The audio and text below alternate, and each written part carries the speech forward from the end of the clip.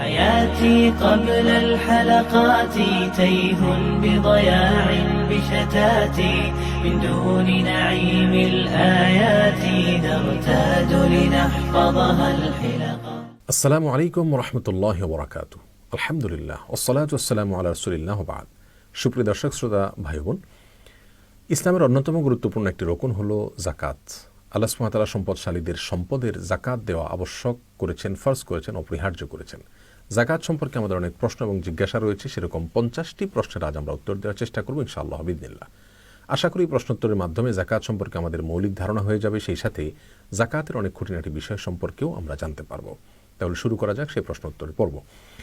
সর্বপ্রথম যে প্রশ্ন দিতে চাই তা হলো, জাকাত কাদের উপরে অপরিহার্য হয়, আবশ্যক হয়, ফরজ হয়, অর্থাৎ কাদের জন্য জাকাত দেওয়া ফরজ? এর উত্তর হলো, মুসলিমদের উপরে জাকাত দেওয়া ফরজ যদি কোনো মুসলিম সুস্থ মস্তিষ্ক সম্পন্ন হন, সেই সাথে জাকাত দেওয়ার মতো সম্পদ অর্থাৎ জাকাত দেওয়ার মতো নেশাব পরিমাণ সম্পদের মালিক হন এবং সেটা তার কাছে 1 বছর অবস্থান করে, তাহলে সেক্ষেত্রে তার জন্য জাকাত দেওয়া জরুরি হয়ে যায়। অমুসলিমদের বা অসুস্থ মস্তিষ্ক সম্পন্ন বা অভয় মানুষের জন্য জাকাত দেওয়া জরুরি নয়। 2 নম্বর প্রশ্ন হলো, জাকাত কাদেরকে দেওয়া যায়? জাকাতের টাকা যাদেরকে দেওয়া যায় তাদের সম্পর্কে আল্লাহ সুবহানাহু ওয়া তাআলা কোরআনে কারিমে সূরা তাওবার 60 নম্বর আয়াতে আলোকপাত করেছেন। 8 শ্রেণীর মানুষ বা 8টি খাত রয়েছে, এগুলোতে জাকাত দেওয়া যায়। তার ভিতরে প্রথমটি হলো নিঃস্ব, যে ব্যক্তির কিছুই নেই, অর্থাৎ তিনি তার জীবন পরিচালনা করার জন্য একেবারে মৌলিক চাহিদা মেটানোর জন্য অন্যের ব্যবস্থাই তার কাছে নাই, অর্থাৎ একবেলা খাবারের ব্যবস্থাও নেই, এরকম কোনো নিঃস্ব মানুষ যদি থাকে তাকে জাকাতের টাকা দেওয়া যায়। দ্বিতীয় হলেন অভাবী মানুষ, অর্থাৎ যে ব্যক্তি নিঃস্ব নন কিন্তু তার কাছে যা আছে তা দিয়ে তার চলে না, মৌলিক চাহিদা তিনি পূরণ করতে পারেন না এবং অভাব রয়েছে, তার অনটন রয়েছে, এই ব্যক্তিকে জাকাত টাকা দেওয়া যায়। 3 নম্বর হলো, জাকাত যারা কালেকশন করেন তাদেরকে বেতন ভাতা হিসেবে জাকাতের টাকা দেওয়া যায়। ইসলামী রাষ্ট্র ব্যবস্থায় যারা জাকাত কালেকশন করেন তাদেরকে বেতন ভাতা হিসাবে জাকাতের টাকা থেকে দেওয়া যাবে। 4 নম্বর জাকাতের খাত হলো মুআল্লাফাত কুলুবুহুম, অর্থাৎ কোনো অমুসলিম যদি তার দ্বারা কোনো মুসলিমরা ক্ষয়ক্ষতির আশঙ্কা করেন বা ক্ষয়ক্ষতির শিকার হন, তাহলে জাকাতের টাকা তাকে দিলে যদি তার ক্ষয়ক্ষতি থেকে বাঁচা যায় তাহলে সেক্ষেত্রে জাকাতের টাকা দেওয়া যাবে, ইসলামের দিকে তাকে আকৃষ্ট করার জন্য জাকাতের টাকা দেওয়া যাবে। 5 নম্বর হলো, কৃতদাস দাসীদেরকে মুক্ত করার জন্য জাকাতের টাকা দেওয়া যায়। 6 নম্বর, ঋণগ্রস্ত ব্যক্তির ঋণ মুক্ত করার জন্য জাকাতের টাকা দেওয়া যায়। 7 নম্বর, কোনো মানুষ তার বাসা বাড়িতে টাকা পয়সা রয়েছে কিন্তু সফরে তিনি বিপদে পড়ে গেছেন, টাকা পয়সা নাই, এই ব্যক্তিকে এই অবস্থায় জাকাতের টাকা দেওয়া যায়। এবং 8 নম্বর হলো, এমন ব্যক্তি যিনি আল্লাহ রাস্তায় লড়াই করছেন, অর্থাৎ মুজাহিদ, তাদেরকে রসদ হিসাবে জাকাতের টাকা দেওয়া যায়। যদিও ফি সাবিলিল্লাহ বা আল্লাহ রাস্তায় যারা রয়েছেন এর ব্যাখ্যায় অনেকে মুজাহিদদেরকে যারা জেহাদরত রয়েছেন তাদেরকে ছাড়াও অন্য কিছু শ্রেণীকে সেখানে অন্তর্ভুক্ত করেছেন, এটা নিয়ে উলামায়ে কেরামের মতো পার্থক্য রয়েছে। তাহলে 8টি খাত আমরা পেয়ে গেলাম, এই খাতের যে কোনো একটিতে অথবা একাধিকটাতে জাকাতের টাকা বণ্টন করে দেওয়া যায়। তৃতীয় প্রশ্ন হলো, কোন কোন সম্পদের জাকাত দিতে হবে? এর উত্তর হলো, 6 ধরনের সম্পদের জাকাত দিতে হবে। 1 স্বর্ণ, 2 রূপা, 3 নগদ টাকা পয়সা, 4 ব্যবসার মালামাল, 5 গবাদি পশু, 6 ফসল। এই 6টি সম্পদের জাকাত দিতে হয়, এছাড়া অন্য সম্পদের জাকাত দিতে হয় না। 4 নম্বর প্রশ্ন হলো, কি পরিমাণ সম্পদ হলে এবং কত সময় সেটা স্টে করলে জাকাত দিতে হবে? এর উত্তর হলো, স্বর্ণ যদি থাকে, শুধু স্বর্ণ যদি থাকে তাহলে 7.5 ভরি অথবা 85 গ্রাম, কেউ 92 গ্রাম বলেছেন, তো আমরা সর্বনিম্নটা ধরি 7.5 ভরি বা 85 গ্রাম। এই পরিমাণ স্বর্ণ অথবা এর বেশি যদি থাকে তাহলে সবটুকুর যে বিক্রয় মূল্য হবে সেই বিক্রয় মূল্য থেকে 2.5% বের করে এটার জাকাত দিতে হবে। আর যদি শুধু রূপা থাকে তাহলে সেক্ষেত্রে 52.5 তোলা রূপা অথবা 595 গ্রাম, 52.5 তোলা বা 595 গ্রাম, এই পরিমাণ রূপার যদি কেউ মালিক হন অথবা এর বেশি থাকে তাহলে সবটুকুর বিক্রয় মূল্য ধরে এটা থেকে 2.5% হারে জাকাত দিতে হবে। নগদ টাকা এবং ব্যবসার মাল, এটা যদি রূপাকে টাচ করে যায়, স্বর্ণ পর্যন্ত যেতে হবে না, তাহলে এটার জাকাত দিতে হবে। সেক্ষেত্রে যদি আপনার আমার কাছে নগদ টাকা অথবা এমন কোনো ব্যবসার মাল থাকে যেটার বিক্রয় মূল্য বা এটার ভ্যালু 52.5 তোলা রূপা অথবা 595 গ্রাম রূপার সমপরিমাণ হয়, তাহলে সেক্ষেত্রে অথবা এর বেশি হয় তাহলে পুরাটুকুর জাকাত দিতে হবে 2.5% হারে। গবাদি পশু এবং ফসলের জাকাত নিয়ে পৃথকভাবে আমরা কথা বলবো ইনশাআল্লাহ। তাহলে 4 নম্বর প্রশ্নের উত্তরে আমরা জানলাম যে কোন কোন সম্পদের কি পরিমাণ হলে জাকাত দিতে হয়, আর এই জাকাত দিতে হয় যখন আমরা এগুলোর মালিক হই, এগুলো আমাদের কাছে 1 বছর স্টে করলে তখন জাকাত দিতে হয়। ফসল ছাড়া বাকিগুলোর আমাদের কাছে মালিক হওয়ার পরে, আমাদের হাতে আসার পরে, সেটা 1 বছর আমাদের কাছে থাকার পরে বছর পূর্ণ হলে তারপরে সেটা জাকাত দিতে হয়। এরপর আবার পরবর্তী বছর পূর্ণ হলে 1 বছর অন্তর অন্তর জাকাত দিতে হয়। 5 নম্বর প্রশ্ন হলো, বছরের মাঝে যেসব টাকা আয় হয়েছে সেগুলোর হিসাব আমরা কিভাবে করব? কথার কথা আমি 50,000 টাকা বা 1 লক্ষ টাকার মালিক হয়ে গেলাম, এবং যখন মালিক হয়েছি আমি বছর শেষে আমি 1 লক্ষ টাকার জাকাত দেবো ইনশাআল্লাহ, যদি আমার কাছে থাকে সেটা বছর শেষে। মাঝে আমার কাছে যদি কিছু টাকা আবার যুক্ত হয় নতুন করে, তাহলে সেই যুক্ত হওয়া টাকাগুলোও কি 1 বছর পূর্ণ হতে হবে? এটার জবাব হলো, যদি নতুন যে টাকাগুলো যুক্ত হয়েছে এর মধ্যে, সেই টাকাগুলো আমার এই মূলধন থেকেই লাভ হিসাবে এসেছে, অর্থাৎ এখান থেকে বের হয়েছে। কথা সে 1 লক্ষ টাকা আমি ব্যবসা খাটিয়েছি, সেখান থেকে যে মুনাফা আমার হয়েছে সেটাই যুক্ত হয়েছে বছরের মাঝখানে, তাহলে সেক্ষেত্রে সেগুলো 1 বছর পূর্ণ হওয়া জরুরি নয়। বছরের শুরুতে আমার কাছে 1 লক্ষ টাকা আছে, এরপরে বিভিন্ন সময় আমার এই 1 লক্ষ টাকার লাভ বা মুনাফা হতে হতে সেটা বছর শেষে গিয়ে 1.5 লক্ষ টাকা দাঁড়ালো, তাহলে বাকি 50,000 যেটা, সেটা তো বছর পূর্ণ হয়নি, সেটা কোনোটা 2 মাস পরে, কোনোটা 3 মাস পরে আসছে, এভাবে হতে হতে 50,000 টাকা যোগ হয়েছে। তাহলে বছর শেষে আমার যা আছে পুরোটা জাকাত দেব, পুরোটার বছর পূর্ণ হওয়া জরুরি নয়, অর্থাৎ যে মুনাফাটা এখান থেকে হয়েছে সেটা বছর পূর্ণ না হলেও চলবে। আর যদি ভিন্ন সোর্স থেকে টাকাটা আসে, অর্থাৎ সে মূলধনের থেকে লাভ হিসাবে বের হয়েছে বা তার মুনাফা হিসাবে আমার সাথে যুক্ত হয়েছে এমন নয়, বরং অন্য খাত থেকে আমার কাছে টাকা এসেছে, তাহলে সেই টাকা 1 বছর পূর্ণ হতে হবে কিনা? ওলামা একরাম বলেছেন যে সেই টাকা 1 বছর পূর্ণ হলে তখন জাকাত দিতে হবে। যদিও জাকাত পূর্ণ হওয়া ছাড়াও আপনার মূলধনের সাথে মিলিয়ে সেটাকে জাকাত দেওয়া যাবে। আবার অনেক ওলামা একরাম বলেছেন যে না, ওইটা বছর পূর্ণ হওয়া জরুরি নয়, বরং সেটাকে মূলধনের সাথে মিলিয়ে জাকাত দিয়ে দিতে হবে। তাহলে আমার জাকাত যখন ফরজ হলো, তারপরে যখন বছর পূর্ণ হবে, বছর পূর্ণ হওয়ার আগে মাঝখানে যদি কোনো টাকা আমার আসে, সেটা মূল টাকার সাথে যুক্ত হয়ে সেটার জাকাত আমরা বছর শেষে একসাথে দিয়ে দিব। 6 নম্বর প্রশ্ন হলো, পাওনা টাকার জাকাত কে দিবে? অর্থাৎ আমি কারোর কাছ থেকে হয়তো আমার টাকা পাওনা আছে, আমি তাকে লোন দিয়েছি, তাহলে আমার এই লোনের টাকাটার জাকাত যিনি লোন নিয়েছেন দেনাদার তিনি দিবেন, নাকি আমি পাওনাদার হিসাবে আমি দেব? উত্তর হলো আমাকে দিতে হবে। অর্থাৎ যিনি লোন দিয়েছেন তিনি টাকার মালিক, যিনি লোন নিয়েছেন তিনি টাকাটার মালিক নন, যার কারণে যিনি লোন দিয়েছেন তাকেই জাকাত দিতে হবে। এক্ষেত্রে একটু ব্যাখ্যা রয়েছে। যদি এমন হয় যে আমি কাউকে লোন দিয়েছি এবং তিনি টাকাটা দিচ্ছেন না, গড়িমসি করছেন, তাহলে অনেক বছর যদি হয়ে যায়, তাহলে সেক্ষেত্রে অনেক বছর পর যদি আমি টাকাটা পাই তার কাছ থেকে, তাহলে পেছনের সমস্ত বছরের জাকাত আমাকে দিতে হবে। এটা হলো আমাদের দেশের উলামা ইকরামের দৃষ্টিভঙ্গি। সৌদি আরব উলামা ইকরামের অনেকের দৃষ্টিভঙ্গি হলো ভিন্ন। এক্ষেত্রে তারা বলেন, ইবনে উসাইমিন রাহিমাহুল্লাহ সহ অনেকে বলেছেন যে পাওনা টাকার জাকাত, আপনি কারোর কাছে টাকা পাওনা আছে, তো অনেক বছর পরে তিনি যদি আপনাকে টাকাটা ফেরত দেয়, তাহলে সর্বশেষ বছরের জাকাত আপনি দিবেন, শুধু বাকি বছরের জাকাত দিতে হবে না। আবারও বলছি, আমাদের দেশে উলামা ইকরামের দৃষ্টিভঙ্গি এক্ষেত্রে কথার কথা, একজনকে আপনি টাকা হাওলাত দিয়েছেন, ধার দিয়েছেন, তিনি 4 বছর 3 বছর বা 5 বছর পরে টাকাটা ফেরত দিয়েছে, তাহলে ফেরত আসার পর আপনার এই পেছনের প্রত্যেকটা বছরের জাকাত আপনাকে দিতে হবে। আর যদি তিনি টাকাটা দেবেন সে আশা আপনার রয়েছে, সেই হিসাবে আপনি আগে থেকে জাকাত দিয়ে যান বছরে বছরে, তার কাছে টাকাটা পাওনা রয়েছে, সেই পাওনা টাকাটা আপনার সম্পদের সাথে যুক্ত করে আপনি সেটা হিসাব কাউন্ট করে বছর বছর দিয়ে যান, তাহলে তো যখন আপনি টাকাটা পেয়ে গেলেন তখন আর বিগত বছরে জাকাত দেওয়ার প্রশ্ন আসে না। তাহলে পাওনা টাকার জাকাত যিনি টাকার মালিক, অর্থাৎ যিনি লোন দিয়েছেন তাকেই দিতে হবে। যিনি লোন নিয়েছেন বা দেনাদার, তিনি পাওনা টাকার জাকাত দিবেন না। এরপরে 7 নম্বর প্রশ্ন হলো, পাওনা টাকা জাকাত হিসাবে কেটে দেওয়া যাবে কিনা? অনেক সময় আমরা কাউকে ধার দেওয়ার পরে লোকটা আর দিতে পারেন না বা দেন না, সেক্ষেত্রে আমরা এটাকে জাকাত হিসাবে কাউন্ট করতে পারবো কিনা? উত্তর হলো না, আমরা এটাকে জাকাত হিসাবে কাউন্ট করতে পারবো না, বরং দেওয়ার সময় যদি জাকাতের নিয়ত করে দেই তাহলে সেটাকে জাকাত হিসাবে কাউন্ট করা যাবে। আর যদি দেওয়ার সময় জাকাত হিসাবে কাউন্ট করা না হয়, পরবর্তীতে আমি মাঝখানে ফেসে গেছি, টাকাটা উসুল করতে পারছি না অথবা সে দিতে পারছে না, এই পরিস্থিতিতে এসে আমি তাকে জাকাতের থেকে কেটে দিলে সেটাতে আমার জাকাত আদায় হবে না, কারণ ইন্নামাল আমালু বিন্নিয়াত, আমি যখন টাকাটা দিয়েছি তখন কিন্তু জাকাতের নিয়তে দেইনি, এখন আদায় করতে পারছি না, ঠেকে গেছি, তাই আমি এখন জাকাতের নিয়ত করে ফেলছি, এভাবে জাকাত আদায় হবে না। যদি জাকাত আদায় করতে হয় তাহলে ওই ব্যক্তিকে আগে কিছু টাকা দিতে হবে, সেই যেহেতু ঋণগ্রস্ত ব্যক্তি হিসাবে তাকে জাকাত দেওয়া যাবে, সেই হিসাবে জাকাতের টাকা আপনি তাকে দিবেন, দিয়ে তার কাছ থেকে টাকাটা আবার লোন পরিশোধ হিসাবে নিয়ে নেবেন, এভাবে করলে জাকাতের টাকা আদায় হবে। 8 নম্বর প্রশ্ন হলো, ব্যবহৃত স্বর্ণের জাকাত দিতে হবে কিনা? এর উত্তর হলো, ব্যবহৃত স্বর্ণের জাকাত দিতে হবে, এটাই হলো বিশুদ্ধ মত, যদিও বিদ্বানদের মধ্যে মতপার্থক্য রয়েছে। কোনো বিদ্বান বলেছেন যে ব্যবহৃত স্বর্ণ অলংকার যেগুলো মহিলারা ব্যবহার করার জন্য রেখেছেন এগুলোর জাকাত দিতে হবে না।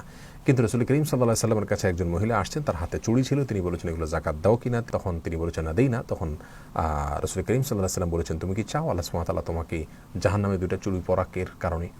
এই হাদিস থেকে বোঝা যায় যে অলংকারেরও জাকাত দিতে হয়। এছাড়া সাধারণভাবে কোরআনে কারিমে স্বর্ণ এবং রূপার ক্ষেত্রে আল্লাহ সুবহানাহু ওয়া তাআলা বলেছেন আল্লাযীনা ইয়াকনুজুনা আয-যাহাবা ওয়াল ফিদ্দাতা ওয়া লা ইউনফিকুনহা ফি সাবিলিল্লাহ ইলা আখির আয়া। এই আয়াতে জাকাত এবং স্বর্ণ এবং রূপা এগুলো যদি কেউ সঞ্চয় করে এবং জাকাত না দেয় তার জন্য শাস্তির কথা বলা হয়েছে। এখানে সাধারণ স্বর্ণের কথা বলা হয়েছে, অলংকার, গায়ের অলংকার সব কিছুর জন্য। যার কারণে বিশুদ্ধ মত হলো ব্যবহৃত স্বর্ণেরও জাকাত দিতে হবে যদি সেটা নেশাব পরিমাণ হয় এবং বছর পূর্ণ হয়। 9 নম্বর প্রশ্ন হলো ভাই বোনকে জাকাত দেওয়া যাবে কিনা? উত্তর হলো হ্যাঁ, ভাই বোনকে জাকাত দেওয়া যাবে যদি তারা অভাবী হন, তারা যদি ফকির অথবা মিসকিন এই দুই ক্যাটাগরির কোনো একটাতে অথবা ঋণগ্রস্ত কোনো একটা ক্যাটাগরি 8টা খাতের কোনো একটা খাতের মধ্যে তারা যদি পড়ে যান তাহলে তাদেরকে জাকাত দেওয়া যাবে। কারণ ভাই বোন বা রক্ত সম্পর্কীয় আত্মীয় তাদেরকে জাকাত দিলে বরং ডাবল সওয়াব হয়। আত্মীয়তার সম্পর্ক রক্ষা করা এবং অভাব মোচন এবং জাকাত আদায় করা, দুইটা সওয়াব আপনি পাবেন। অতএব ভাই বোনকে আপনি জাকাত দিতে পারবেন। 10 নম্বর প্রশ্ন হলো স্ত্রীর গহনার জাকাত কে দিবেন? এর উত্তর হলো স্ত্রীর গহনার জাকাত স্ত্রীকে দিতে হবে। ইসলামের দৃষ্টিতে নারীদের সম্পদের অধিকার নারীদের, সেখানে পুরুষদের কোনো অধিকার নাই, দায়ও নাই। তো স্ত্রীর সম্পদের মালিক তিনি, অধিকার সম্পন্ন তার, অতএব দায়ও তার। তিনি তার স্বর্ণের জাকাত দিবেন। অনেক সময় আমাদের অনেক মা বোনরা প্রশ্ন করেন যে আমাদের তো অনেক স্বর্ণ আছে, নগদ টাকা নেই, জাকাত দেবো কীভাবে? তো স্বর্ণ বিক্রি করে দিবেন। কথার কথা, আপনার যদি এই স্বর্ণগুলোর কোনো সার্ভিস আপনার করা লাগে তো আপনি সার্ভিসটা কীভাবে করবেন? বছরে যদি একটা সময় যদি আপনার এটাকে সার্ভিস করা লাগতো, কথার কথা, তাহলে আপনি কীভাবে করতেন? স্বামীর কাছ থেকে চেয়ে নিতেন, ব্যবস্থা করতেন। তো এক্ষেত্রে আপনি স্বামীর কাছ থেকে চেয়ে নেবেন অথবা কিছু স্বর্ণ বিক্রি করবেন, বা যেভাবে হোক আপনাকে ব্যবস্থা করতে হবে। ইসলাম মেয়েদের হাতে কোনো টাকা থাকবে না সেটা চায় না, এই জন্যই তো মোহরের ব্যবস্থা রেখেছে এবং আরও নানা উপায়ে মেয়েদের কাছেও টাকা থাকবে, তারা তাদের টাকা থেকে জাকাত দিবেন। হ্যাঁ, কোনো মেয়ের যদি শুধু স্বর্ণ থাকে, কোনো টাকা না থাকে, তিনি চাইলে তার স্বামী, বাবা, ভাই কারোর কাছ থেকে সহায়তা নিয়ে তার জাকাতের টাকা তাদের কাছ থেকে আদায় করে নিয়ে জাকাত দিতে পারবেন, অথবা স্বর্ণ বিক্রি করে হলেও তাকে জাকাত দিতে হবে। যেভাবে হোক স্বর্ণ, তার যদি স্বর্ণ অথবা অলংকার জাকাত দেওয়ার মতো নেশা পরিমাণ হয় তাহলে তাকে জাকাত দিতেই হবে, আর জাকাতটা তার জন্য দেওয়া কর্তব্য। হ্যাঁ, তার পক্ষ থেকে তার স্বামী, বাবা বা অন্য কেউ আদায় করে দিলে আদায় হয়ে যাবে, তবে শর্ত হলো তাকে বলে দিতে হবে যে তোমার স্বর্ণের জাকাত বা তোমার সম্পদের জাকাত আমি দিয়ে দিলাম। এটুকু তারা অবহিত করে দিলে জাকাত আদায় হয়ে যাবে ইনশাআল্লাহ বিইজনিল্লাহ। 11 নম্বর প্রশ্ন হলো বাসার মেয়েদের স্বর্ণ একত্র করলে নেশাব পূর্ণ হয়, একত্র না করলে হয় না, এক্ষেত্রে করণীয় কি? খুব গুরুত্বপূর্ণ একটি প্রশ্ন। মায়ের কথা 3 ভরি আছে, মেয়ের একজনের 4 ভরি আছে, আরেক মেয়ের 2 ভরি আছে, পৃথকভাবে কারোরই 7.5 ভরি নাই, অর্থাৎ নেশাব পরিমাণ নাই, কিন্তু সবগুলো একত্র করলে নেশাব ক্রস করে যায়। তাহলে কি একত্র করে জাকাত দিতে হবে? উত্তর হলো না। কারণ ইসলাম প্রত্যেকটা মানুষের হিসাব আলাদা আলাদা করে রাখার জন্য বলে। যার কারণে মায়ের স্বর্ণ, মেয়ের স্বর্ণ, আরেক মেয়ের স্বর্ণ অথবা পুত্রবধূর স্বর্ণ, এগুলো প্রত্যেকটা যার যার, প্রত্যেকটা মানুষের অ্যাকাউন্ট, তার হিসাব নিকাশ সম্পূর্ণ তার। অতএব তার যদি স্বর্ণ নেশাব পরিমাণ না হয় তিনি জাকাত দিতে হবে না, আরেকজনেরটা যদি হয় তিনি দিবেন। আর যদি কারোরটাই পৃথকভাবে নেশাব পরিমাণ না হয় তাহলে কাউকেই জাকাত দিতে হবে না। 12 নম্বর প্রশ্ন হলো ঋণগ্রস্ত ব্যক্তির জাকাতের বিধান কি? এর উত্তর হলো যে ব্যক্তি ঋণগ্রস্ত সেই ব্যক্তির জাকাত দেওয়ার ক্ষেত্রে দেখতে হবে তার টাকা পয়সা, ওই যে জাকাতযোগ্য যে 6টা অ্যাসেট আছে এগুলো কি পরিমাণ আছে সেটা একসাথ করতে হবে। এরপরে তার লোন বা ঋণ কি পরিমাণ আছে সেটাকে একসাথ করতে হবে। তার লোন যে পরিমাণ রয়েছে, লোনের চাইতে যদি তার সম্পদ বেশি থাকে, এই বেশিটা যদি নেশাব পরিমাণ হয় তাহলে তাকে জাকাত দিতে হবে। এটা হলো সাধারণ লোনের ক্ষেত্রে। কোনো মানুষ খেয়ে পরে বাঁচার জন্য, মৌলিক প্রয়োজন মেটানোর জন্য যদি লোন করেন তাহলে তার জন্য একথা প্রযোজ্য। শিল্প লোন বা শিল্প ঋণ সহ যে সমস্ত ব্যবসায়িক ঋণ রয়েছে অথবা উন্নয়নমূলক ঋণ রয়েছে, বাড়ি করার জন্য আপনি লোন করেছেন, তাহলে সেই লোনের সাথে আপনার জাকাতের কোনো সম্পর্ক নেই। অর্থাৎ সেই লোনের টাকা আপনার অ্যাসেট থেকে বাদ দিয়ে জাকাত দিবেন না, বরং ওই লোনের জায়গায় থাকবে। আপনার পুরো সম্পদ যা রয়েছে সেটার জাকাত আপনাকে দিতে হবে। যদি সেটা জাকাত দেওয়ার মতো সম্পদ হয়, নেশাব পরিমাণ হয়, বছর পূর্ণ হয়, তাহলে জাকাত দিয়ে যেতে হবে। লোনটা কাটা যাবে না, শিল্প লোন অথবা বাণিজ্যিক লোন অথবা উন্নয়নমূলক লোন হলে।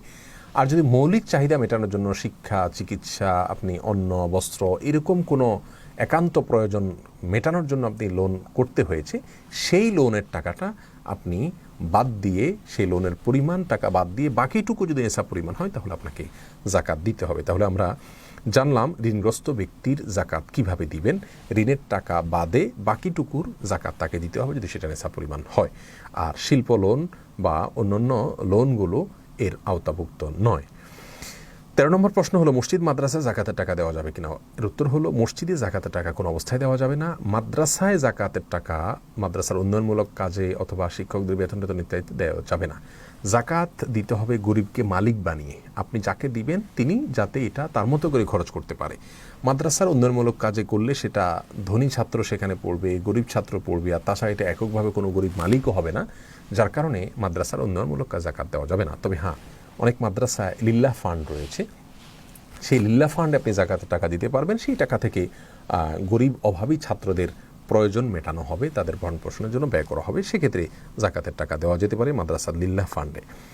14 নম্বর প্রশ্ন হলো শাড়ি লুঙ্গি দিয়ে জাকাত আদায় করা যাবে কিনা। উত্তর হলো শাড়ি লুঙ্গি দিয়ে জাকাত আদায় করার যে প্রচলন আমাদের সমাজে রয়েছে এটা গর্হিত। এভাবে জাকাত আদায় করা যাবে না, এভাবে জাকাত দেওয়া যাবে না, বরং গরিব এবং অভাবী মানুষের যেভাবে দিলে উপকার হয় সেভাবে দিতে হবে, অর্থাৎ নগদ টাকা পয়সা দিতে হবে। জাকাতের শাড়ি লুঙ্গি মানেই হলো আজকাল এমন শাড়ি লুঙ্গি যে ওটা এক ধোয়াতেই শেষ হয়ে যায় এবং সবচাইতে কম দামের, এটাকে জাকাতের শাড়ি লুঙ্গি বলতে আমরা বুঝে থাকি সাধারণত। তো গরিব মানুষ হয়তো তার এর চেয়ে প্রয়োজনীয় কোনো জিনিস দরকার আছে, তো তাকে আমি শাড়ি লুঙ্গি দিলে তার ওই প্রয়োজনটা সে মেটাতে পারবে না, দারিদ্র্য বিমোচনটা হবে না, যার কারণে শাড়ি লুঙ্গি নয়, বরং গরিবকে তার প্রয়োজন মেটানোর জন্য নগদ অর্থ দিয়ে জাকাত আদায় করা উচিত।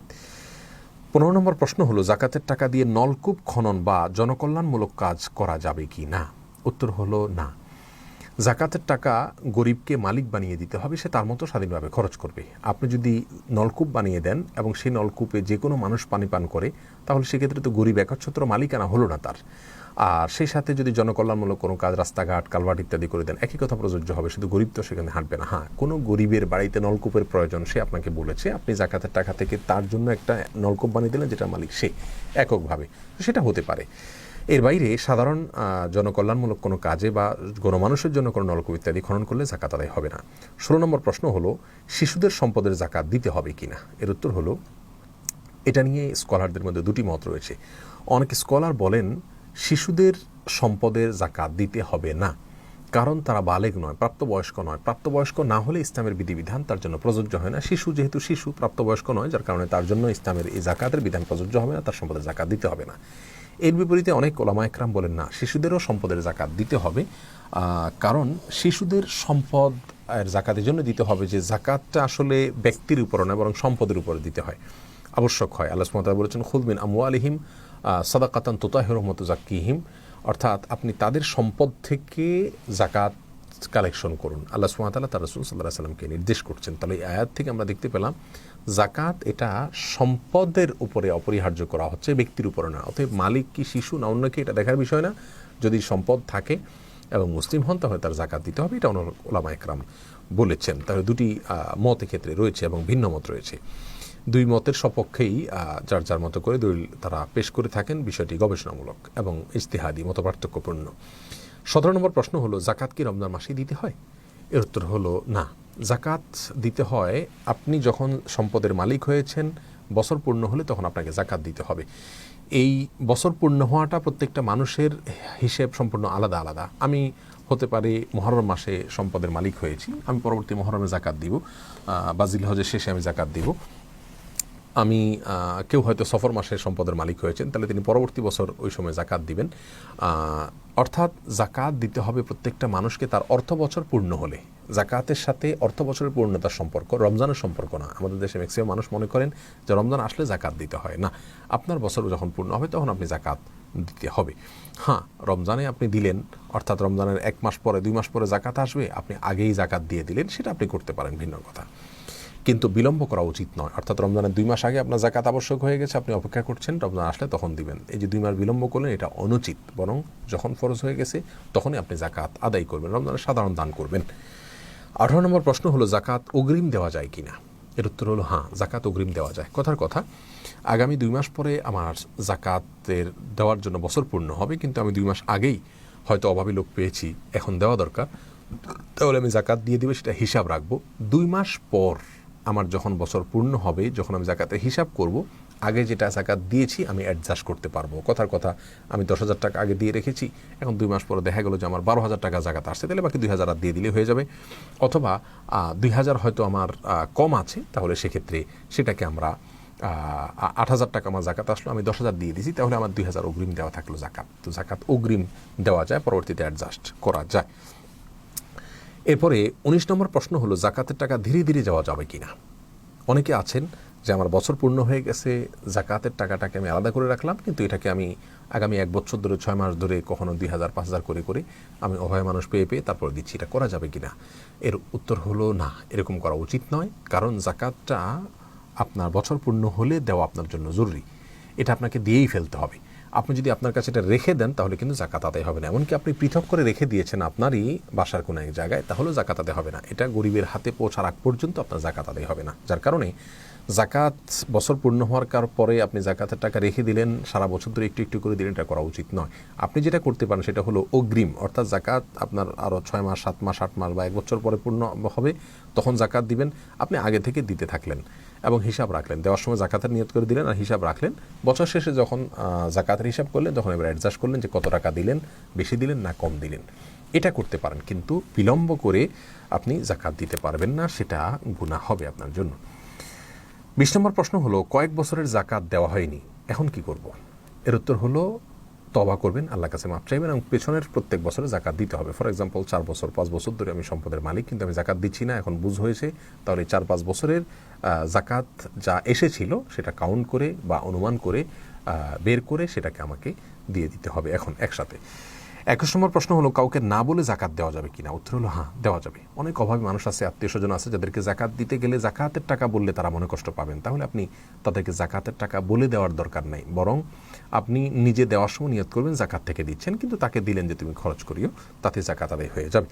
22 নম্বর প্রশ্ন হলো স্বর্ণ ও রূপার মধ্যে কোনটাকে নেশাব হিসাবে ধরতে হবে। এর উত্তর হলো আপনার নগদ টাকা বা ব্যবসার মাল যদি হয়, তাহলে সেটা স্বর্ণ বা রূপার যে কোনো একটার সাথে মিলে গেলেই আপনাকে জাকাত দিতে হবে, কারণ দুইটাই হলো মৌলিক। যেহেতু রূপার দাম কম, অতএব রূপার সাথে মিলে যাবে খুব সহজে, সেটাই স্বাভাবিক।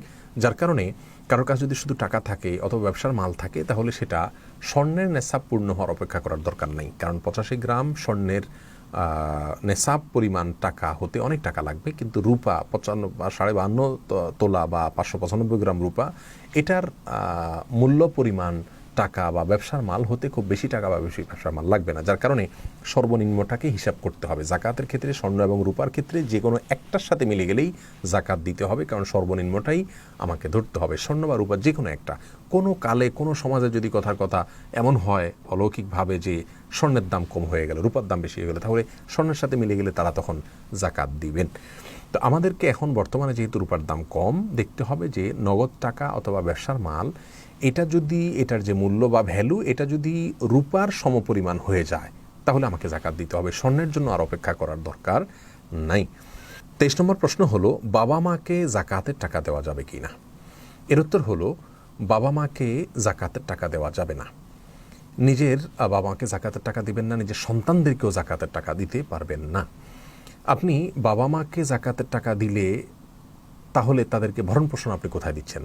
তাদের জাকাতের টাকা দেওয়ার উপযুক্ত হওয়ার মানে হলো তাদের ভরণ পোষণের ব্যবস্থা নেই। ভরণ পোষণ তো আপনার কর্তব্যের অংশ, আপনি সন্তান হিসাবে, তাহলে আবার জাকাতের টাকা কেন দিবেন। যদিও অনেক ওলামা ইকরাম বাবাকে জাকাতের টাকা দেওয়া যাবে বলে থাকেন, কিন্তু বিশুদ্ধ মত হলো জাকাতের টাকা বাবাকে দিবেন না, কারণ বাবার ভরণ পোষণের দায়িত্ব আপনার উপরে যদি তার কোনো সম্পদ না থাকে। আপনি জাকাত দিচ্ছেন, তার মানে জাকাত দেওয়ার মতো সম্পদ আপনার রয়েছে, তাহলে আপনি জাকাত কেন দিবেন, আপনি তো ভরণ পোষণ দিবেন বাবা মাকে, যার কারণে তাদেরকে জাকাতের টাকা দিতে পারবেন না। আর সন্তানদেরও ভরণ পোষণ দেওয়ার দায়িত্ব আপনার, যার কারণে তাদেরকে আপনি যে ভরণ পোষণের দেওয়ার দায়িত্ব যেহেতু আছে, জাকাতের টাকা তাদেরকে দিতে পারবেন না। যাদের ভরণ পোষণের দায়িত্ব আপনার নয়, যেমন ভাই বোন, তাদের বালেগ হয়ে গেলে, প্রাপ্তবয়স্ক হয়ে গেলে তাদের আর ভরণ পোষণের দায়িত্ব আপনার থাকে না, যার কারণে তাদেরকে আপনি জাকাত দিতে পারবেন। এমনিভাবে যে কোনো আত্মীয় স্বজন যাদের ভরণ পোষণ বহন করা ইসলামী শরীয়তের দৃষ্টিকোণ থেকে আপনার উপরে আবশ্যক নয়, কর্তব্য নয়, তাদেরকে আপনি জাকাতের টাকা দিতে পারবেন। 24 নম্বর প্রশ্ন হলো ডায়মন্ডের জাকাত দিতে হবে কিনা। এর উত্তর হলো না। ডায়মন্ড বা হীরা এগুলোর দাম যতই হোক না কেন, যদি এগুলো ব্যবহারের জন্য অলংকার হিসাবে থাকে, তাহলে এগুলোর জাকাত দিতে হবে না, কারণ স্বর্ণ এবং রূপা এটাই হলো আন্তর্জাতিক। মুদ্রা হিসাবে ধরা হয়, এগুলোর জাকাত শুধু দিতে হবে। ডায়মন্ড, এটার যদি ব্যবসায়িক পণ্য হিসাবে কেউ রাখেন দোকানে বিক্রির জন্য, তাহলে সেক্ষেত্রে ওটার মূল্যের জাকাত দিতে হবে, মূলধনের মূল্যের জাকাত দিতে হবে। 25 নম্বর প্রশ্ন হলো, স্ত্রী জাকাত স্বামী আদায় করলে হবে কিনা? এর উত্তর হলো হ্যাঁ, স্ত্রী জাকাত স্বামী আদায় করলে হয়ে যাবে, তবে স্বামী স্ত্রীকে জানাতে হবে যে তোমার জাকাত আমি দিয়ে দিলাম। স্ত্রী জানলেনই না, তিনি তার মতো দিয়ে দিলেন, তাহলে জাকাত আদায় হবে না। 26 নম্বর প্রশ্ন হলো, কোনো বেনামাজিকে জাকাত দেওয়া যাবে কিনা? এর উত্তর হলো, বেনামাজি যদি তিনি নামাজ পড়ছেন না কিন্তু নামাজ পড়া উচিত এটা মনে করেন, বা নামাজ না পড়ার কারণে অপরাধ বোধ আছে, নামাজকে অস্বীকার করেন না, তাহলে তাকে জাকাতের টাকা দেওয়া যাবে, কারণ এ ধরনের ব্যক্তিকে আমরা কাফের মনে করি না। হ্যাঁ, যে সমস্ত ওলামা ইকরাম মনে করেন যে বেনামাজি তিনি কাফের, ইচ্ছাকৃত সালাত ত্যাগকারী কাফের, এরকম যারা মনে করেন তাদের মতে বেনামাজিকে জাকাত দেওয়া যাবে না। 27 নম্বর প্রশ্ন হলো, কিছু স্বর্ণ আর কিছু টাকা আছে, কোনোটারই নেশাব পূর্ণ হয়নি, তাহলে জাকাত কিভাবে দিব? খুবই গুরুত্বপূর্ণ একটি প্রশ্ন। কথার কথা, আপনার কাছে 3 ভরি স্বর্ণ আছে আর নগদ 20,000 টাকা আছে, তাহলে 20,000 টাকা এটাও 52.5 তোলা রূপা কেনার মতো টাকা নয়, তাহলে টাকার পৃথকভাবে জাকাত হয় না। আবার 3.5 ভরি অথবা 3 ভরি স্বর্ণ রয়েছে, এটা স্বর্ণের নেশাব পূর্ণ হয় না, যার কারণে পৃথকভাবে সেটারও জাকাত আসে না। তাহলে টাকা এবং স্বর্ণ আলাদা আলাদা ধরলে কোনোটারই জাকাত আসে না। সেক্ষেত্রে আমরা দুইটাকে মিলিয়ে জাকাত দিতে হবে কিনা? উত্তর হলো হ্যাঁ, যেহেতু টাকা আছে এবং সাথে স্বর্ণ আছে, সেক্ষেত্রে সমস্ত ওলামা ইকরাম একমত ব্যাপারে যে আমাদেরকে মেলাতে হবে। অর্থাৎ স্বর্ণ 3.5 ভরি বা 3 ভরি যেটাই থাকুক, বা 4 ভরি ফর এক্সাম্পল, এটার বিক্রয় মূল্য কত? যদি এটার বিক্রয় মূল্য 1.5 লক্ষ বা 2 লক্ষ টাকা হয়, তাহলে তার সাথে 20,000 ক্যাশ যুক্ত করে 1,60,000, 70,000 বা 80,000 যেটাই হয়, এটা যেহেতু 52.5 তোলা রূপা কেনার মতো হয়ে গেছে, অতএব এটার জাকাত দিতে হবে। শুধু স্বর্ণ থাকলে সেক্ষেত্রে 7.5 ভরির আগে জাকাত দেওয়া লাগতো না। যেহেতু স্বর্ণের সাথে নগদ টাকা অথবা রূপা বা ব্যবসার মাল যুক্ত হয়েছে, এবার পুরাটা মিলে রূপারটা টাচ করলেই জাকাত দিতে হবে। কোনো কোনো আলেমরা এর বিরোধিতা করেন, কিন্তু জমহুর বা সংখ্যাগরিষ্ঠ ওলামা ইকরাম সারা দুনিয়াতে, আরবে অনারবে, আমাদের দেশের সব জায়গায় ওলামা ইকরাম এক্ষেত্রে এই ফতোয়াই দিয়েছেন। অর্থাৎ যদি শুধু নগদ টাকা থাকে, যে টাকা আলাদাভাবে রূপার নেশাব পূর্ণ করে না, আবার স্বর্ণ থাকে, সে স্বর্ণের নেশাব পূর্ণ করে না, তাহলে দুইটাকে একত্র করে, দুইটার ভ্যালুকে একত্র করার পরে যদি রূপার সমপরিমাণ হয়, রূপার নেশাব সমপরিমাণ হয়, তাহলে পুরাটুকু জাকাত 2.5% হারে দিতে হবে। অনেকেই মাসআলা না জানার কারণে আমরা জাকাত দিচ্ছি না, অথবা এভাবে হিসাব করলে অনেক লোকের কিন্তু জাকাত হয়ে যায়। 28 নম্বর প্রশ্ন হলো, স্বর্ণ বা রূপার জাকাত কি বাজার মূল্য হিসাব করে দিতে হবে নাকি বিক্রয় মূল্য হিসাব করে? এর উত্তর হলো, বিক্রয় মূল্য হিসাব করে দিতে হবে। আপনার কাছে যে পরিমাণ স্বর্ণ বা রূপা রয়েছে অথবা ব্যবসার মাল রয়েছে, এটা এখন বিক্রি করতে গেলে যে পরিমাণ মূল্য পাবেন আপনি, সেই পরিমাণ মূল্য হিসাব করে তার থেকে 2.5% বের করে জাকাত দিতে হবে। এটা আপনি কেনার সময় কত দিয়ে কিনেছেন সেটাও দেখার বিষয় নয়, এবং এটা আপনি বাজারে এখন কিনতে গেলে কত দিয়ে কিনবেন সেটাও দেখার বিষয় নয়, আপনি বিক্রি করতে গেলে কত মূল্য পাবেন সেটা দেখার বিষয়। সেখান থেকে 2.5% বের করে আপনাকে জাকাত দিতে হবে।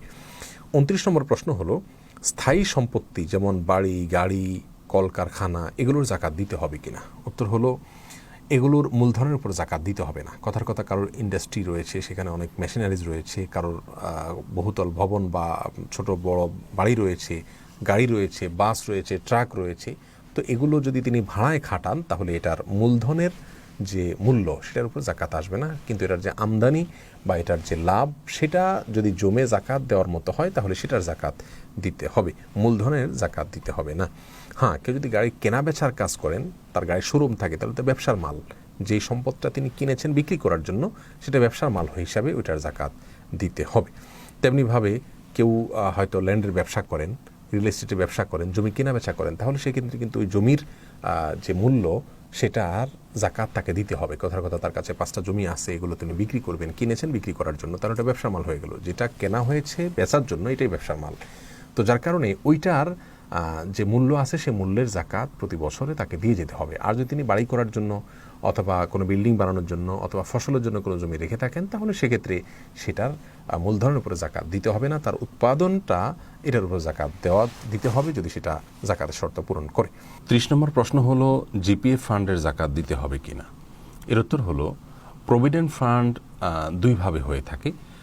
প্রথমত, একজন চাকরিজীবীর মাসিক বেতন থেকে নির্দিষ্ট একটা পরিমাণে টাকা কেটে রাখা হয় বাধ্যতামূলকভাবে, এভাবে প্রভিডেন্ট ফান্ড গঠিত হয়। যদি বাধ্যতামূলকভাবে তার বেতন থেকে কিছু টাকা কেটে রাখা হয় এবং সে টাকাটা তার হাতে আসার আগে থেকেই কেটে রাখা হলো, চাকরি শেষ হওয়া ছাড়া তাকে টাকা দেওয়া হবে না, তাহলে এই প্রভিডেন্ট ফান্ডের জাকাত একজন চাকরিজীবীকে দিতে হবে না। আর যেই টাকাটা চাকরিজীবী তার প্রভিডেন্ট ফান্ডে তিনি নিজে স্বেচ্ছায় কর্তন করিয়ে প্রতি মাসে সেখানে যুক্ত করে থাকেন, এরকম সুযোগও আছে, এভাবেও প্রভিডেন্ট ফান্ড হয় আমরা জানি। তাহলে এই টাকাটা তিনি নিজে স্বেচ্ছায় সঞ্চয় করেছেন, এটার জাকাত তাকে দিয়ে যেতে হবে। ঠিক একই নিয়ম সরকারি চাকরির ক্ষেত্রে যেমন রয়েছে, অনেক বেসরকারি প্রতিষ্ঠানেও রয়েছে, তাদের জন্য একই কথা এবং একই মাসআলা প্রযোজ্য হবে যদি একই পদ্ধতি সেখানে অবলম্বন করা হয়। 31 নম্বর প্রশ্ন হলো, সরকারকে ট্যাক্স দিলে কি জাকাত দিতে হবে? এর উত্তর হলো অবশ্যই দিতে হবে। ট্যাক্সের সাথে আসলে জাকাতের কোনো সম্পর্ক নেই। ট্যাক্স আপনি সরকারকে দিচ্ছেন, সরকার কেন ট্যাক্স নিচ্ছে, ইসলামের দৃষ্টিকোণ থেকে ট্যাক্স নেওয়া উচিত না জাকাত নেওয়া উচিত, সেটা আরেক আলোচনার বিষয়। কিন্তু সরকারকে ট্যাক্স দিলে সেই ট্যাক্স সরকার তার মতো করে খরচ করে, তাদের মতো করে খরচ করে, কিন্তু জাকাত খরচের জন্য ইসলামের কিছু নীতিমালা রয়েছে। অতএব আপনার ট্যাক্স দিলেও আপনাকে জাকাত দিতে হবে, এটাকে কোনোভাবে কাটাকাটি করা যাবে না। 32 নম্বর প্রশ্ন হলো, গবাদি পশু এবং ফসলের জাকাতের বিবরণ কি? এর উত্তর হলো, গবাদি পশুর ক্ষেত্রে জাকাতের বিবরণ হলো যে পশু আপনার খামারের ভেতরে থাকে সেটার জাকাত দিতে হবে না। সেটা যদি কেনা বেচার জন্য আপনি ব্যবসার মাল হিসাবে রাখেন, যেমন মুরগি, ফার্মের মুরগি অথবা ফার্মের গরু, আপনি সেটাকে মোটা তাজা করেন, বিক্রি করেন, আবার আনেন, আবার বিক্রি করেন, তাহলে ব্যবসার পণ্য এটা, সেই হিসাবে এটা জাকাত আপনি দিবেন, ব্যবসার মাল হিসাবে জাকাত দিবেন। গবাদি পশু হিসাবে জাকাত দিতে হলে, জাকাত আবশ্যক হতে হলে, সেক্ষেত্রে এমন গবাদি পশু হইতে হবে যে গবাদি পশু বাইরে ঘাস ইত্যাদি নিজে নিজে চড়ে পুড়ে খায়, আপনি তাকে খাবার দিয়ে পালতে হয় এরকম নয়, বরং বাইরে ছেড়ে দেন, সে খেয়ে নেয় নিজের মতো করে, রাখালের মাধ্যমে পেলে থাকেন, এরকম যদি হয় তাহলে সেক্ষেত্রে সেই গবাদি পশু জাকাত দিতে হবে। গবাদি পশুর নেশাব কি? এটাও 1 বছরে একবার দিতে হয়। গরু হলে সেক্ষেত্রে 30টির নিচে হলে এটা জাকাত দিতে হয় না, 30 বা তার বেশি হলে, 30 হলে তখন 1 বছরের একটা বাচ্চা গরু জাকাত হিসাবে দিতে হয় একটা নির্দিষ্ট পরিমাণে, তারপরে সেটা আস্তে আস্তে বাড়ে।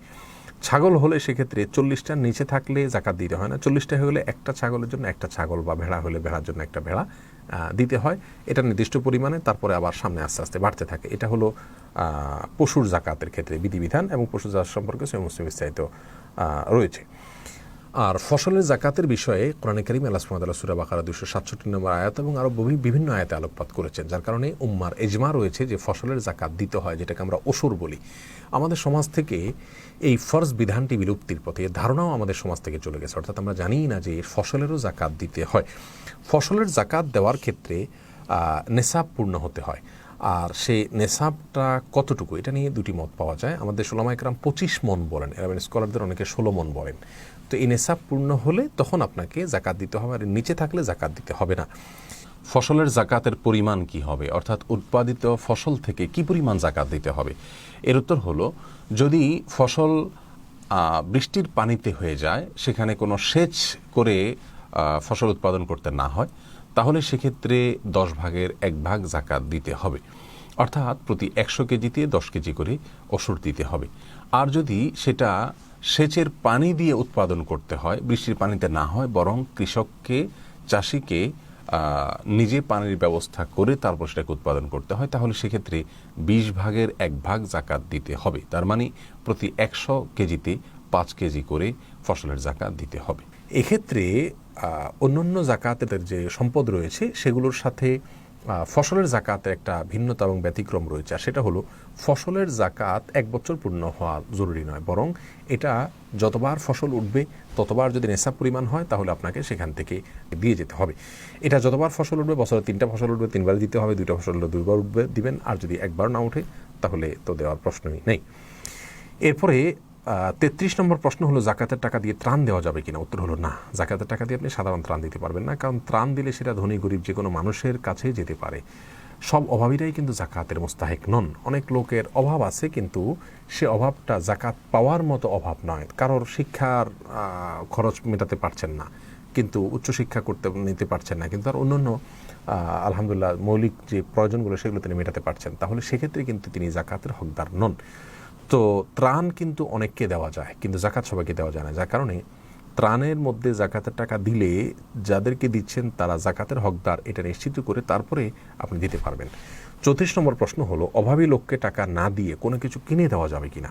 উত্তর হলো, তার জন্য উপকারী যেটা হয় সেটা দিতে হবে, কারণ হাদিসে দানের ক্ষেত্রে, সাদাকার ক্ষেত্রে গরিবের জন্য যেটা কল্যাণকর সেটাই দেওয়ার জন্য আমাদেরকে নির্দেশ দেওয়া হয়েছে, যার কারণে আজকাল ক্যাশ টাকা দিলে তার সবচেয়ে বেশি উপকার হয়, তখন ক্যাশ টাকা দিতে হবে।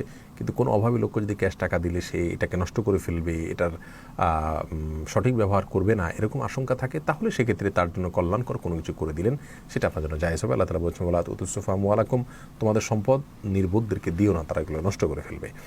35 নম্বর প্রশ্ন হলো ডিপিএস এর যাকাত দিতে হবে কিনা। উত্তর হ্যাঁ, ডিপিএস এর যাকাত আপনাকে দিতে হবে, যেহেতু এটা আপনার সম্পদ এবং আপনি এই সম্পদের যে কোনো সময় এটাকে আপনি উঠাতে পারবেন, নির্দিষ্ট সময় শেষেই আপনি এটাকে উত্তোলন করতে পারবেন এবং ভাঙতে পারবেন, সেই হিসাবে ডিপিএসের টাকা যাকাত দিতে হবে।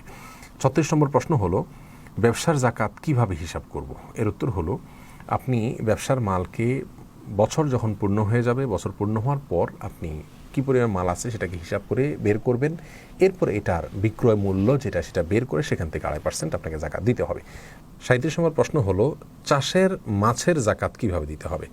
এর উত্তর হলো আমি যে মাছ চাষ করছি সে মাছটা ব্যবসার পণ্য, আমি এটার পোনা কিনছি, তারপরে সেটা বড় করে তারপর বিক্রি করছি, এটা কিনছি এবং বিক্রি করছি, ব্যবসা পণ্য হিসাবে এটার যে বিক্রয় মূল্য আছে সেটা ধরে আমাকে 2.5% হারে যাকাত দিতে হবে। 38 নম্বর প্রশ্ন হলো শ্যালক যদি গরিব হয় দুলাভাইয়ের কাছে যাকাতের টাকা নিতে পারবে কিনা। উত্তর হলো হ্যাঁ পারবে, কারণ শ্যালকের ব্যয়ভার বহন করা দুলাভাইয়ের জন্য আবশ্যক নয়, যার কারণে তিনি যাকাত থেকে তাকে টাকা দিতেই পারেন। 39 নম্বর প্রশ্ন হলো অমুসলিমকে যাকাতে টাকা দেওয়া যাবে কিনা। উত্তর হলো সাধারণ অবস্থায় দেওয়া যাবে না, কারণ যাকাত এটা মুসলিমরা দিবে, মুসলিমদেরকে দিতে হবে, অর্থাৎ মুসলিমদের টাকা মুসলিমদেরকে দিবে, যেহেতু অমুসলিমরা এখানে দিচ্ছে না, অতএব অমুসলিমদেরকে যাকাত দেওয়ার প্রশ্ন আসে না। হ্যাঁ, সাধারণ দানের টাকা মুসলিম অমুসলিম সবাইকে দেওয়া যাবে। এরপর 40 নম্বর প্রশ্ন হলো যাকাতের টাকা কি বিভিন্ন সেবামূলক সংগঠনকে দান করা যাবে। যদি কোনো সেবামূলক সংগঠন আপনার ইসলামী সংগঠন হয়, ওলামায়ে কেরামের প্রত্যক্ষ তত্ত্বাবধান থাকে, তারা যাকাতের টাকাকে উপযুক্ত হকদারের কাছে পৌঁছাবেন বলে নিশ্চয়তা থাকে, তাহলে সেক্ষেত্রে তাদের কাছে যাকাতের টাকা দেওয়া যেতে পারে, সেক্ষেত্রে হিসেব করে দায়িত্বের সাথে দিতে হবে। 41 নম্বর প্রশ্ন হলো ফিক্সড ডিপোজিট এবং বন্ড সার্টিফিকেটে যাকাত দিতে হবে কিনা। উত্তর হলো হ্যাঁ, নগদ টাকার মতো ফিক্সড ডিপোজিট, বন্ড সার্টিফিকেট অথবা এই জাতীয় যেগুলো রয়েছে এগুলোর যাকাত আপনার হিসাব করে দিতে হবে প্রতি বছর একবার করে। 42 নম্বর প্রশ্ন হলো বছরের মাঝামাঝি নেশাব থেকে কমে গেলে যাকাত দিতে হবে কিনা। অনেকের এমন হতে পারে বছরের শুরুতে যাকাত দেওয়ার মতো 92 লাখ রুপা কেনার মতো টাকা ছিল, বছরের শেষেও ছিল, কিন্তু মাঝখানে কিছু টাকা কমে গেছে, অর্থাৎ নেশাব থেকে নিচে নেমে গেছে, তাই তারা যাকাত দিতে হবে কিনা।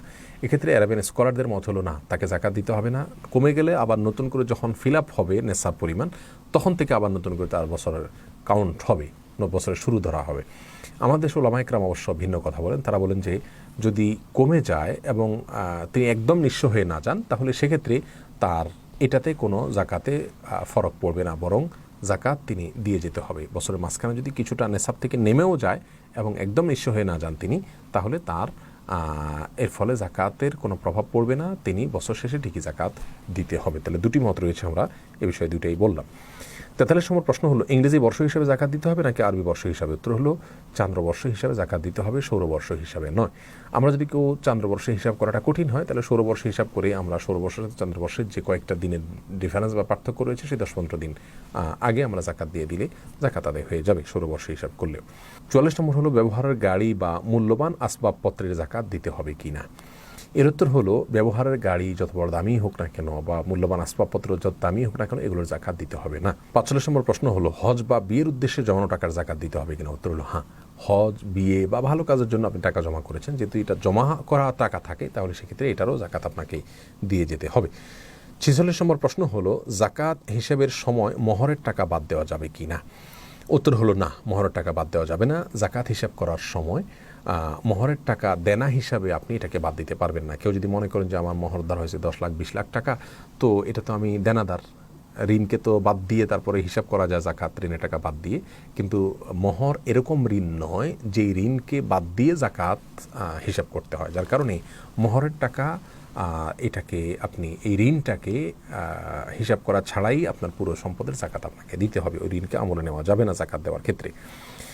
এরপরে 47 নম্বর প্রশ্ন হলো মোহর হস্তগত না হলে স্ত্রীকে যাকাত দিতে হবে কি না।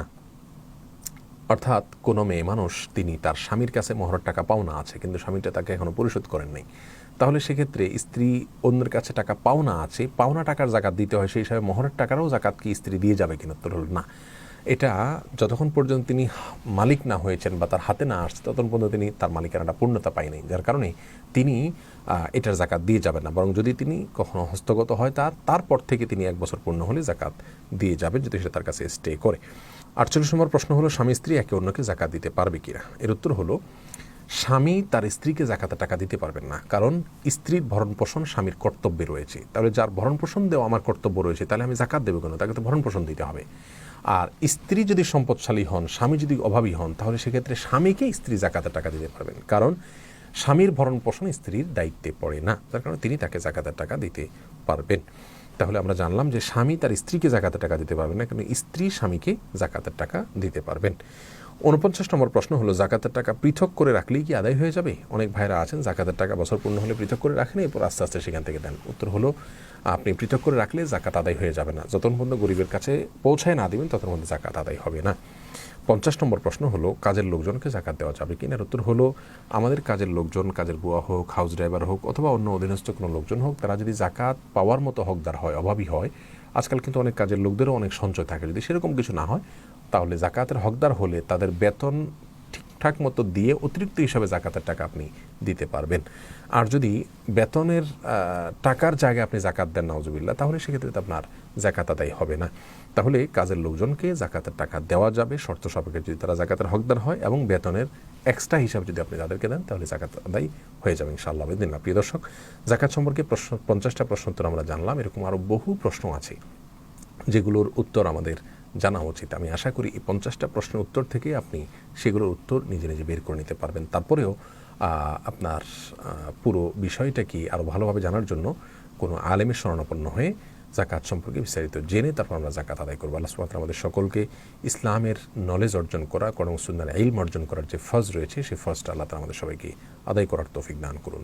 আজকের মতো তাহলে এখানে শেষ করছি। ইনশাআল্লাহ জাকাত বিষয়ে কথা হবে অন্য কোনো আলোচনায়, অন্য কোনো অনুষ্ঠানে, লাইভে অথবা রেকর্ড কোনো অনুষ্ঠানে।